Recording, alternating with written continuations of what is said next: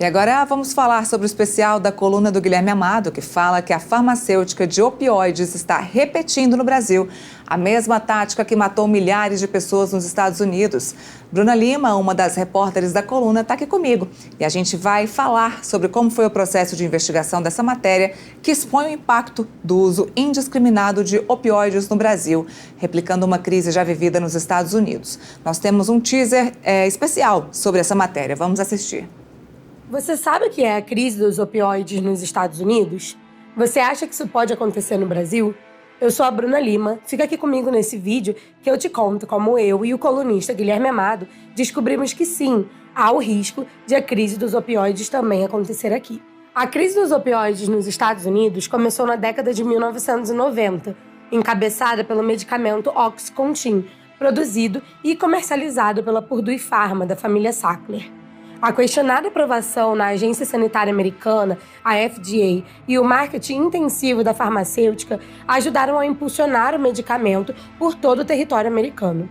O Oxycontin é um remédio composto pelo cloridrato de oxicodona. A substância é considerada 150% mais forte do que a morfina e tem alto poder de adicção. O medicamento foi altamente publicizado pela Purdue Pharma para o tratamento de dores, fossem elas crônicas ou não.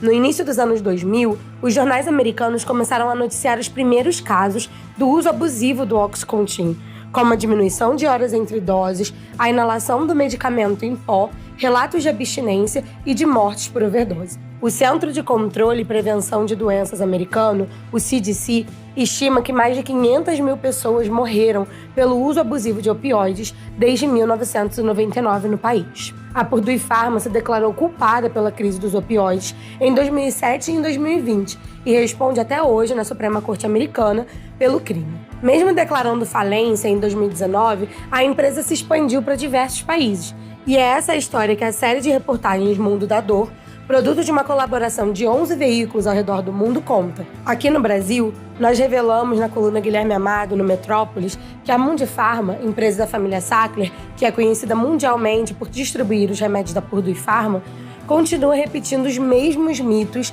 ditos pela empresa na década de 90 e início dos anos 2000 nos Estados Unidos. Mas agora para vender em outros países do mundo, como o Brasil. Aquele Oxycontin que teve problema lá nos Estados Unidos na década de 80, na década de 90, que foi objeto do filme, aquele Oxycontin nunca chegou no Brasil. Estudos do Departamento Antidrogas dos Estados Unidos, a DEA, mostram que a oxicodona de liberação controlada, lançada em 1995 pela Mundipharma, foi a protagonista da crise dos opioides no país. Fruto de 5 meses de investigação, a reportagem mostra também a relação da farmacêutica com médicos especialistas em dor no Brasil e como o cenário é impreciso devido à falta de dados da Anvisa e da perícia detalhada das polícias estaduais e federais. E olha que o slogan da Mundipharma no Brasil é "Construindo um futuro com precisão". Ficou curioso? Acesse metrópolis.com/Guilherme Amado e leia toda a série especial de reportagens. Bom, e agora a gente vai entender mais sobre esse compilado de reportagens e abordar as táticas usadas pela indústria farmacêutica. Quem está aqui comigo, Bruna Lima, que estava aí na reportagem falando com vocês. Oi, Bruna, boa tarde. Boa tarde, gente. Obrigada, Neila, por me ter aqui.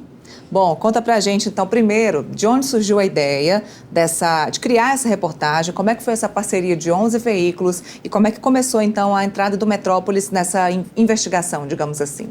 É um consórcio de jornalismo investigativo, né? Então, reúne vários jornais ao redor do mundo e a reportagem foi apresentada, né? O tema da reportagem foi apresentado a gente resolveu entrar. E aí vários outros jornais ao redor do mundo, então, nos Estados Unidos, na Itália, na Alemanha, na China, também foram entrando. E aí a gente compartilhava tudo, todos os dados que a gente ia descobrindo, para a gente também ter dimensão do que a gente estava falando, né? Sobre essa investigação específica do Brasil, né, dessa farmacêutica aqui no país. Na matéria, quando vocês forem lá no portal, vocês vão ver que essa farmacêutica já utilizou dessa mesma modus operandi nos Estados Unidos, isso faz tempo, e agora veio para o Brasil para fazer a mesma coisa. Tem algum motivo para isso ter vindo parar no Brasil agora, nesse período? Então, na verdade, já veio parar aqui no Brasil há 10 anos, né? A Mundipharma, ela chega no Brasil em 2014, no final de 2014, E justamente porque do meio para a década de 90, né, de 1990, até ali o início dos anos 2000, teve uma crise dos opioides causada nos Estados Unidos pelo uso da oxicodona, principalmente do Oxycontin, que é o remédio fabricado pela Mundipharma. Então, é um remédio que é 150% mais forte do que a morfina, né, como a gente falou ali no teaser e a gente, enfim, mostra muito na reportagem. E o uso descontrolado, né? Porque essa indústria, essa empresa aqui nos Estados Unidos, ela é chamada de Purdue Pharma. A Mundipharma é um dos braços dela no mundo. A Purdue, ela tinha um marketing descontrolado do medicamento. Então, médicos recebiam dinheiro para prescrever, tinha tablete, assim, né, pílula de até 70 miligramas. Então, como é uma substância altamente... que tem alto poder aditivo, as pessoas começaram a ficar dependentes e acabaram evoluindo para outras drogas. E é quando a gente chega no ápice da crise dos opioides nos Estados Unidos, que são pessoas usando fentanil, heroína, e isso tudo foi causado pelo uso de opioide. E agora aqui no país isso está acontecendo. A gente até viu vários livros sendo lançados recentemente falando sobre isso. Tem até um muito famoso que é o Nação Dopamina. Muita gente então voltada à preocupação com o vício dessas substâncias. Na matéria, vocês falam então sobre essa tática da farmacêutica aqui no país e sobre o que mais? Qual é o caminho disso daqui para frente? É mais denúncia sobre a farmacêutica ou é de que forma o Brasil precisa conter isso? Assim, como a gente disse na matéria, o Brasil ainda tem um uso de opioide muito, muito baixo, né? A América do Sul inteira tem um uso de opioide muito baixo.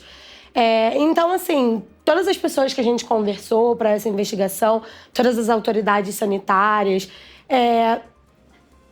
as pessoas realmente não enxergam um caminho, porque é óbvio que você precisa prescrever mais opioides para as pessoas que precisam, né? Então, quem tem dor oncológica, quem precisa de um tratamento paliativo, mas a gente também não pode perder a régua, a gente não pode perder o controle, e aí o que a gente fala na matéria, né, que tem um projeto de lei que está com relatoria não, que é de autoria da Bia Kicis, está na CCJ, na Câmara dos Deputados, que é um projeto de lei que, segundo especialistas que a gente ouviu, ele pode, de fato, aumentar a circulação de opioides no Brasil, porque é para aumentar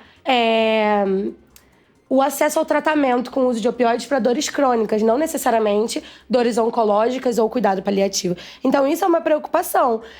Mas, assim, claro, esse projeto de lei, ele também fala sobre a questão da educação nas faculdades de medicina, sobre a disciplina de dor, porque tem muito médico que, prescreve o opioide, não sabe, porque quando a pessoa está em abstinência do opioide, ela sente dor. A abstinência do opioide não necessariamente é aquela dor que ela já tinha antes por causa de um quadro, e sim por causa do que o opioide causa clinicamente no corpo dela. Então, assim, ela volta falando, olha, eu tô com mais dor. E tem médico que não sabe interpretar isso, né, segundo as pessoas que a gente ouviu para essa reportagem. Então, assim, o caminho é aumentar para quem precisa, mas sem também perder mão e, enfim, perder o controle, né? Claro, segundo as pessoas, enfim, as fontes de autoridades sanitárias que a gente ouviu aqui no Brasil. A preocupação maior é de enriquecimento dessa farmacêutica específica. Eles vêm para cá por conta desse enriquecimento, certo? De aumentar a venda de opioides. Porque assim, nos Estados Unidos, né, quando a Mundipharma chega aqui no Brasil, já tinham começado os primeiros processos já tinham começado faz tempo, os primeiros processos sobre eles terem sido os causadores da crise de opioides nos Estados Unidos. Então, quando eles vêm para cá, eles estão realmente tentando ampliar o mercado. De tipo, eu não posso mais agir aqui com tanta veemência, porque todo mundo já descobriu o que eu fiz, eu já tô sendo... enfim, culpado, né? Já estou sendo acusado na justiça sobre diversos crimes. Então, eu vou explorar outros mercados. E aí, eles vêm para a América Latina, eles vão para a Ásia, vão para a Europa. E é isso que a investigação mostra. Que enquanto a Purdue Pharma, ela tá quebrada, né? Porque eles declararam falência na justiça americana.